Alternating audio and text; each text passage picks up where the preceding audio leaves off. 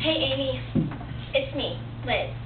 I suppose you're wondering why I'm here an hour before the funeral. I just wanted to talk to you, alone.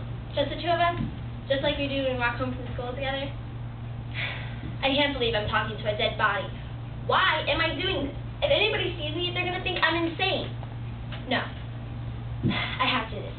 Amy, do you remember all those times we talk about the differences between our churches?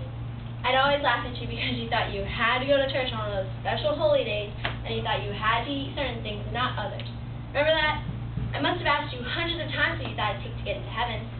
You'd always reply, well, if you're a good person, live a good life, don't do a lot of bad things, and do good deeds, you'll probably make it to heaven.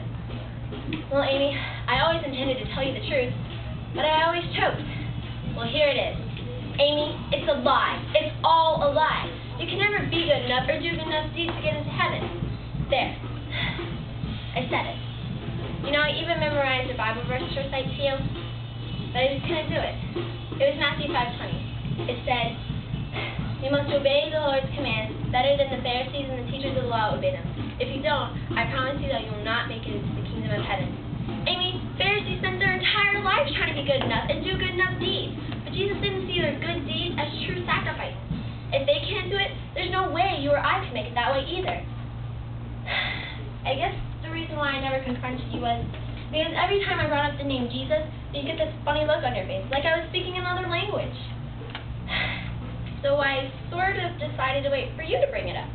Or maybe I was waiting for a crisis in your life, or something. I don't know. I mean, I look back on it now and think to myself, Liz, this is not hard. Just quote the scripture. Tell her that Jesus is the only way to make it into heaven. Jesus made the sacrifice for us, so we don't have to. All we have to do is put our trust in Him. What could be simpler? Give us a chance to make the decision. What are you waiting for? Well,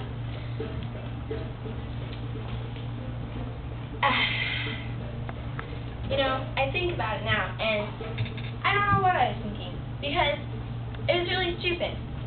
I was afraid that if I had told you the lie you had believed your entire life, you might get mad at me and not want to be my friend. But if I had given it any thought at all, I would have considered the future. I would have sacrificed our friendship so that you would spend an eternity in heaven.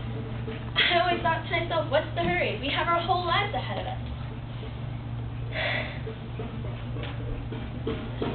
But now, you're dead, and you and I will never see each other again. Amy, I'm sorry, but goodbye.